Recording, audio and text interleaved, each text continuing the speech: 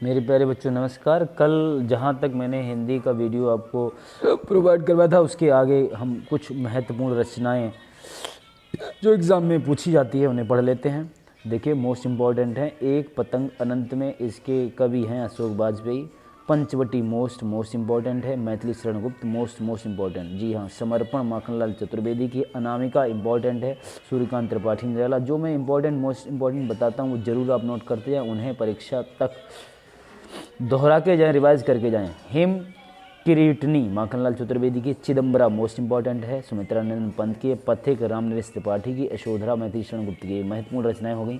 इसके बाद में यहाँ पर कुछ सत्य कथन लिखे हैं जो कि हाई स्कूल के जो स्टूडेंट्स उनके लिए मोस्ट इम्पॉर्टेंट हैं। तो चलिए अब ऐसे मैं आपको शो कर देता हूँ, आप इन्हें ऐसे वीडियो पॉज करके जो है नोट कर सकते हैं, ठीक है। इसको मैं पढ़ नहीं रहा हूँ। चलिए आगे बढ़ते हैं। इसी तरीके से इनको भी आप जो 10th के स्टूडेंट्स हैं सत्य में ये आप सब नोट कर सकते हैं, ठीक है। जो बात ना समझ में आए हमसे पूछ सकते हैं। चलिए आगे देखिए महत्वपूर्ण रचनाएं और लेखक, इनको हम जरूर पढ़ेंगे, ये मोस्ट इम्पॉर्टेंट है चाहे आप किसी भी क्लास में पढ़ते हो। पंचपात्र के लेखक पद्मलाल पुन्नालाल बख्शी, मोस्ट इंपॉर्टेंट। हलवा क्लब बाबू गुलाब राय, इंपॉर्टेंट है। रश्मिरथी रामधारी सिंह दिनकर की, इंपॉर्टेंट है। सूरज का सातवां घोड़ा धर्मवीर भारती की है। खून के छींटे भगवत शरण उपाध्याय के, इंपॉर्टेंट है। शिक्षा और संस्कृति मोस्ट इंपॉर्टेंट है राजेंद्र बाबू की है। परशुराम की प्रतीक्षा रामधारी सिंह दिनकर का है। क्या लिखूं मोस्ट इंपॉर्टेंट है पद्मलाल पुन्नालाल बख्शी की रचना है। आंधी जयशंकर प्रसाद की है। राजश्री जयशंकर प्रसाद की है। प्रबंध परिजात पद्मलाल पुन्नालाल बख्शी की रचना है। कंकाल जयशंकर प्रसाद की है।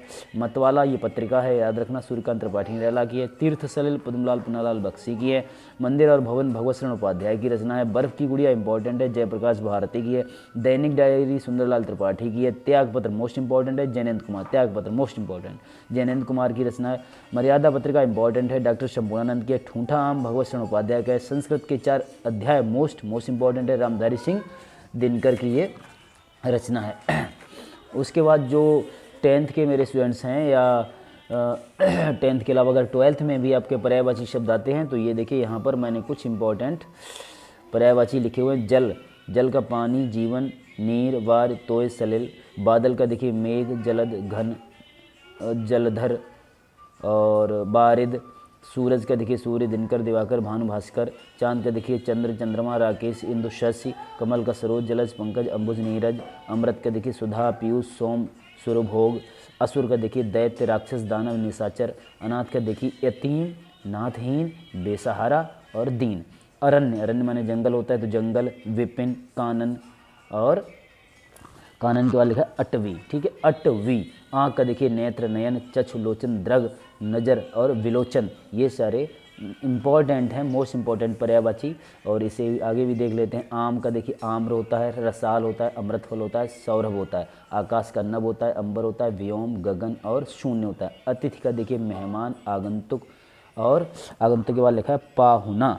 और इंद्र का महेंद्र होता है, देवराज होता है, देवेश होता है, देवपति होता है, सुरेंद्र होता है। ईश्वर को परमात्मा भी बोलते हैं, प्रभु बोलते हैं, ईश भी बोलते हैं, जगदीश भी बोलते हैं, भगवान बोलते हैं, परमेश्वर बोलते हैं, हरि बोलते हैं, राम बोलते हैं। तो ये आपके मोस्ट इम्पॉर्टेंट हो गए पर्यायवाची, खासकर हाई स्कूल के पॉइंट ऑफ व्यू से, ठीक है। यहाँ से उपसर्ग, तो देखिए अति उपसर्ग लगाने से अत्यंत शब्द बनता है, अत्याचार बनता है।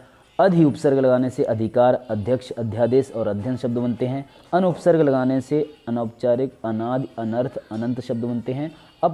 उपसर्ग लगाने से अपकार, अपवाद, अपकीर्ति, अपमान, अपयश, अपशब्द बन रहे हैं। निस उपसर्ग लगाने से निशंक, निश्चल, निष्कपट शब्द बन रहे हैं, ठीक है। इसके आगे का वीडियो अगर आप देखना चाहते हैं तो सब्सक्राइब करके ज़रूर रखें और पसंद आया हो तो लाइक भी कर लें और अपने दोस्तों को शेयर भी करें। और आगे का वीडियो अब बहुत जल्दी आपको मिलने वाला है। Thanks for watching my video.